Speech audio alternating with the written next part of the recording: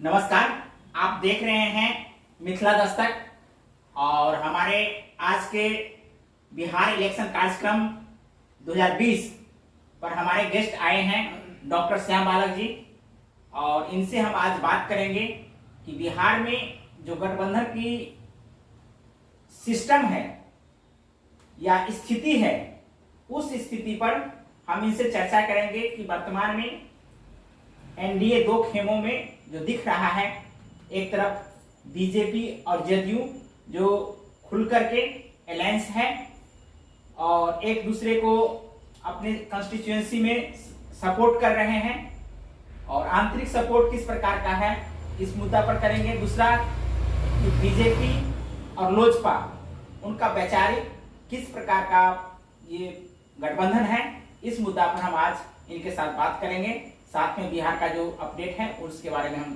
चर्चा करेंगे। तो आपका स्वागत है डॉक्टर श्याम बालक जी हमारे इस कार्यक्रम में। मिथिला दस्तक परिवार की ओर से आपको बहुत बहुत स्वागत किया जाता है कि आप हमारे कार्यक्रम में भाग लिए हैं। जी बताइए सर कि इस बार के चुनाव में आप किस प्रकार से आकलन कर रहे हैं कि ये जो वर्तमान गठबंधन है, एनडीए का गठबंधन है, वो बिहार में किस प्रकार से काम कर रहा है?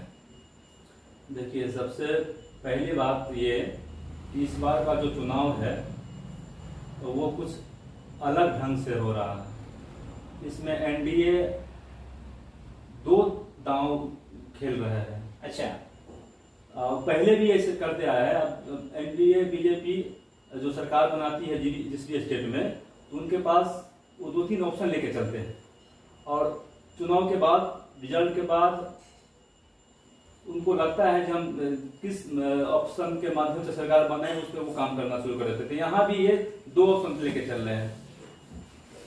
लोजपा के साथ वो है, लेकिन जदयू के साथ भी वो है।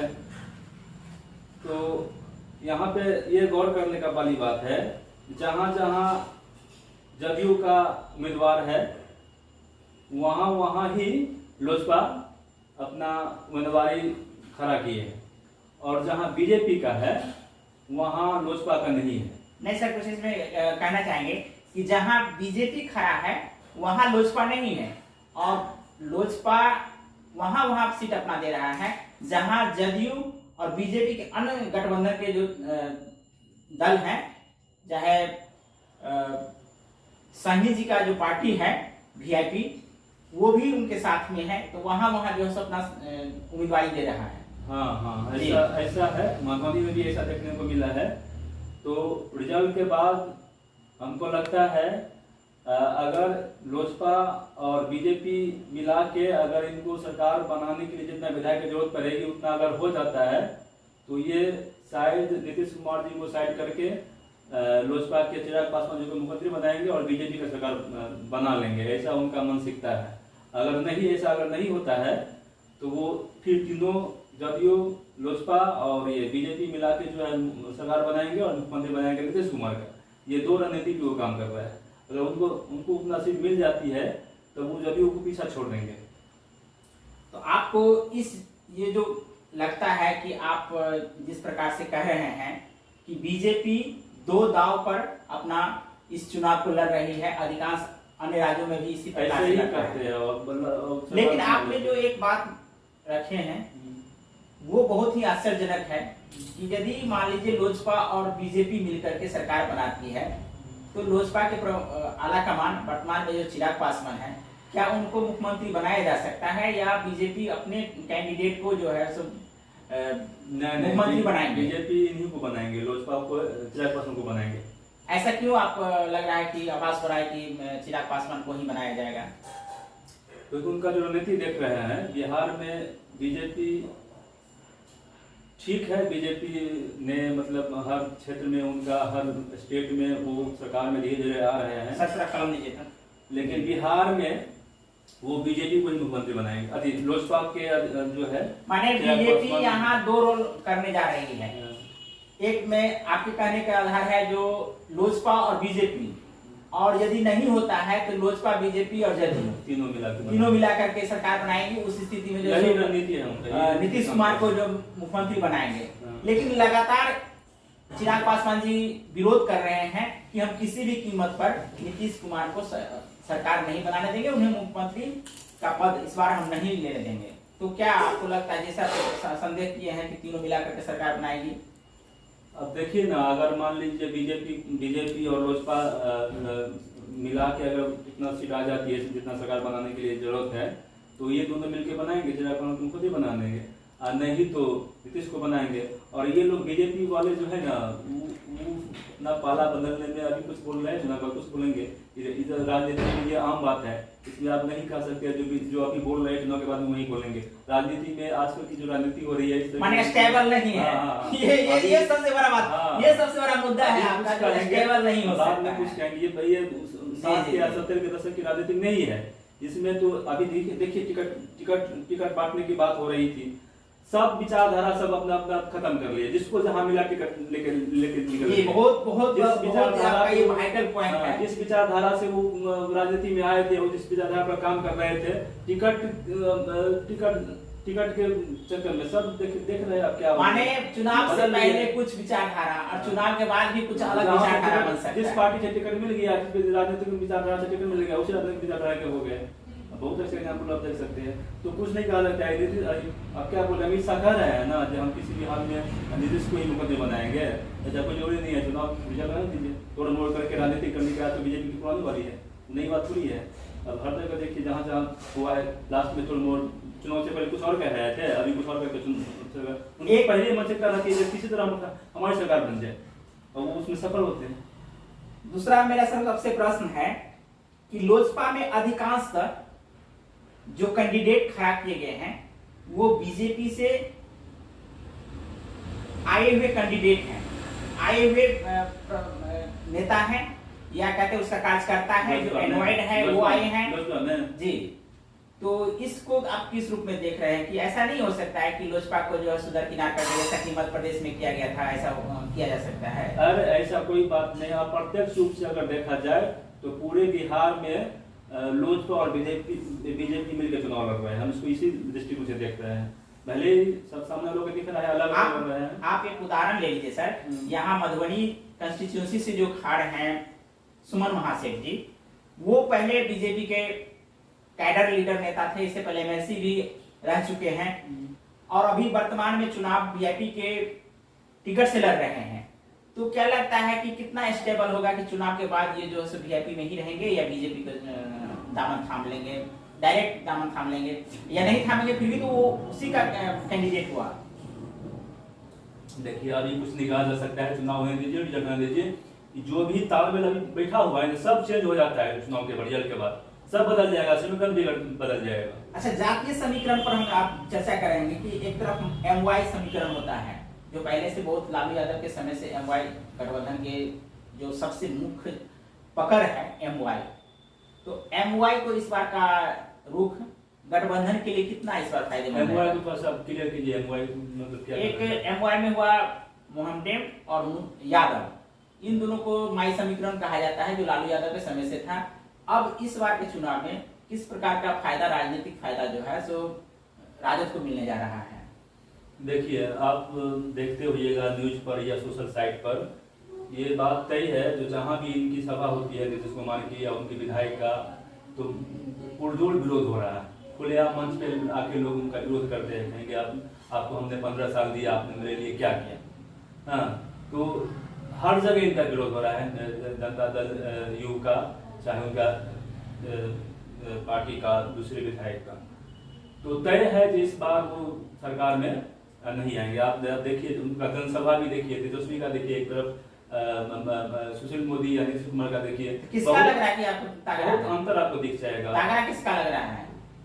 तगड़ा आप देखिए आप महागठबंधन की तरफ लोगों का रुझान है। देखिए, वो होता है नस को पकड़ना, तो तेजस्वी ने नस पकड़ लिया है। ये बात मुझे भी इस बार लग रहा है, जैसा कि उसके चुनावी एजेंडा में देखते हैं कि आपको 10,000 नौकरी, वो नौकरियां पे बात करते हैं, वो हर तरह की विकास की बात करते हैं जो आदमी की जरूरत है आज की डेट में। इस बार देख रहे हैं कि लालू यादव का पोस्टर भी उस पर से हटाया है, जिस पर अधिकांश क्वेश्चन कर दिया जाता था कि लालू यादव ऐसे है वैसे है, वर्तमान में जेल में बंद है। तो आज इस बार लगता है कि उस पोस्टर को गायब करने के पीछे युवाओं का नस पकड़ लिए है। तो ये तो तय है। ये हम देखे हैं कि जितना भी गठबंधन में खास करके तेजस्वी का जो भी कार्यक्रम हो रहा है, युवाओं का भी बहुत ज्यादा है। मतलब युवा इस बार लगता है कि तेजस्वी से जो रोजगार में है वो भी तेजस्वी के पक्ष में है, जो रोजगार में नहीं है वो भी तेजस्वी के पक्ष में है, और जो अपना अभी जो बच्चा पढ़ रहा है वो अपना भविष्य देख रहे हैं कि मेरा कहाँ भविष्य है, किसको हम वोट दे। अरे युवाओं का वोट ज्यादा है ना, बड़े लोग क्या वोट करेंगे, उन लोग का वोटिंग का जो प्रतिशत बहुत कम है। नहीं, ये जो फैक्टर है, ये जो युवा है वो किसी भी समाज का एक शक्ति है, जो किसी भी जिधर वो मूव करेंगे वही कर रहे हैं कि जिधर वो एक शक्ति है, जिस शक्ति का उपयोग जो है सो अपने समाज में एक प्रकार से प्रभावित करता है। तो वो चीज इस बात होने वाला है। बिहार की राजनीति में ये बहुत बड़ी बात होगी, क्योंकि देखिए अब नौकरी की बात कर लीजिए, बहुत दिन से इस बात तो एनडीए गठबंधन नौकरी का चर्चा नहीं कर रहा है। और बिहार में जो भी नौकरी है वो अधिकांश कॉन्ट्रैक्ट बेसिस पे है जी। तो वो कॉन्ट्रैक्ट बेसिस वाला एक बहुत बड़ा वर्ग है बिहार में, वो भी वर्तमान सरकार से खुश है। खुश नहीं है। नहीं, वर्तमान सरकार से खुश नहीं है। जो अभी आने वाले तेजस्वी हैं, उन्होंने कहा, अनाउंस किया है कि हम सभी को जो है कॉन्ट्रैक्ट बेसिस को जो है सरकारी जो रूल्स रेगुलेशन है वो लागू करेंगे। ऐसे में तो स्वाभाविक है उसका जो तो वो वर्ग भी आ रहे हैं। एक वर्ग ऐसे है जो भी पढ़ रहे हैं, तैयारी कर रहे हैं, वो वर्ग भी आ रहे हैं। टीचर का बहुत बड़ा समुदाय है बिहार में, नियोजित शिक्षकों का। उन्होंने सिर्फ वोट नहीं देगा उनको, उन्होंने बीड़ा उठाया है और उस पर वो काम कर रहे हैं। जितनी भी संगठन है शिक्षक लोगों का, एक संगठन उन लोगों ने बीड़ा उठाया। इस बार किसी भी तरह से हमको बीजेपी इनको राजद महागठबंधन को जिताना है ना। तो हर स्तर से काम हो रहा है इस बार जो है ना महागठबंधन। अच्छा सर, एक वर्तमान में बिहार में जो विपक्ष है वो 2 खेमाओं में 3 खेमाओं में बढ़ चुका है। जैसे पप्पू यादव वैसे है नहीं ताकतवर, लेकिन ये कितना प्रभावित डालेगा। जैसे कि पप्पू यादव एक अलग संगठन करके एक अलग फ्रंट बनाए हैं, दूसरा मायावती और ओवैसी मिलकर के एक नया फ्रंट बनाए हैं। तो ये फ्रंट जो है बीजेपी को फायदा होगा या इसका कोई प्रभाव ही नहीं होगा चुनाव? बीजेपी को फायदा हो सकता है, पहुंचाएंगे, हो सकता है। तो जितना फायदा पहुंचाएगा उतना तो लोजपा कहीं ना कहीं वहां डैमेज कर देगा। जहां जदयू का सीट जहां नहीं मिल रहा है, कैंडिडेट अपना दिए हुए हैं जदयू के विरोध में, तो वहां तो उनको फायदा हो जाएगा नगर बंधन को। वहां पे फायदा उनको हो जाएगा, लेकिन कहीं ना कहीं समझिए ये बीजेपी इस बार का सर बहुत पेचीदा चुनाव है। और इस चुनाव में आप अनुमान कर सकते हैं कि इस बार किसकी सरकार वापसी या देखिए इस बार नए सरकार आने की कुछ नहीं कहा जा सकता है। बहुत ही पेचीदा इस बार का चुनाव होने वाला है। एक तरफ तेजस्वी यादव जी का भी कम वर्चस्व नहीं है, लेकिन यहाँ बीजेपी जो 2-3 जो रणनीति जो पर जो काम कर रहे हैं ना, हो सकता है बीजेपी को अगर वो रणनीति सफल हुआ तो हो सकता है। लेकिन सबसे बड़ा मुद्दा सर इस बार का जो चुनावी मुद्दा हम देख रहे हैं कि शिक्षा और रोजगार पे जो चोट मारा है तेजस्वी यादव ने, ये लोगों के घर घर तक कानों तक जैसे पहुंच रहा है। इस पर आपको क्या लग रहा है कि ये चीज आपको इम्प्लीमेंट कर सकता है? जब लाभ उमर पड़ता है उनके सभा में, तो वोट बैंक कितना बनेगा वो नहीं कर सकते, लेकिन वोट बढ़ जाएगा ना। आप यहाँ लोजपा किनका वोट काटेगा? यहाँ जो आप अभी बात कर रहे थे रालोसपा है या आप क्या कहते हैं, ये सब किनका वोट काटेगा? ये तो महागठबंधन की वोट काटना चाहिए, क्योंकि जो समीकरण बिहार में है जातीय समीकरण, उसपे तो यही लोग वोट काटेंगे। तो इनका कहीं फायदा बीजेपी को कोई फायदा हो जाए, हो सकता है। जो चिराग पासवान और ये जदयू मिलकर कहीं, हम तो शुरू में भी कहे सरकार बना सकते हैं, वो कोई बात नहीं है। रणनीति को उनका काम बढ़िया से हो रहा है। तो आपका हमारे इस कार्यक्रम में बहुत बहुत स्वागत रहा और हम धन्यवाद देते हैं कि हमारे इस कार्यक्रम में आपने अपना बहुमूल्य समय दिए हैं। और मिथिला दस्तक एक नई चैनल है और इस चैनल पूरे बिहार में और खासकर मिथिलांचल में एक नए ऊर्जा के साथ अपना कार्य कर रही है। हमारा टीम कार्य कर रहा है। तो हम तमाम साथियों को, जो दर्शक देख रहे हैं, हमारे जो व्यूअर्स देख रहे हैं, उनको हम बहुत बहुत धन्यवाद देते हैं कि आपने हमारे इस कार्यक्रम को अंत तक देखे हैं। और आपसे गुजारिश है कि ये कार्यक्रम आपको अच्छा लगा। हमारे साथ डॉक्टर श्याम बाला जी, जो हिस्ट्री से पीएचडी किए हैं और वर्तमान में सोशल वर्क और साथ में एजुकेशन के क्षेत्र में इनका बहुत बड़ा योगदान है। इनके माध्यम से लगभग बिहार में 56 केंद्र डॉक्टर अंबेडकर शिक्षा केंद्र चल रही है। तो इनके लिए हम बहुत बहुत शुभकामना देते हैं, बधाई भी देते हैं सर को।